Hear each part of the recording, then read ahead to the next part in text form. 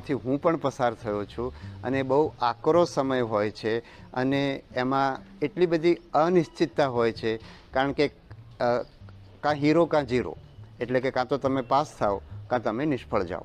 અને પાસ થવાનો ટકાવારી તમે જાણો છો કે 1%, 2%, 3%, કોઈ જગ્યાએ 5% સુધી પાસ થવાની શક્યતા હોય છે, જે શક્યતા બહુ ઓછી કહેવાય.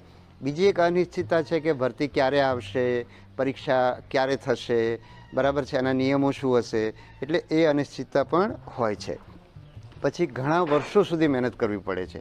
જ્યારે આટલી મોટી સ્પર્ધા હોય ત્યારે સફળ થવાની શક્યતા ઓછી હોય, ત્યારે ઘણા વર્ષો તમારા જઈ શકે અને ઘણા વર્ષો પછી પણ તમે સફળ થશો એની ખાતરી નથી. એટલે ઘણા વર્ષો બગાડ્યા પછી તમે એમાંથી તમારે નવેસરથી શરૂઆત કરવી પડે.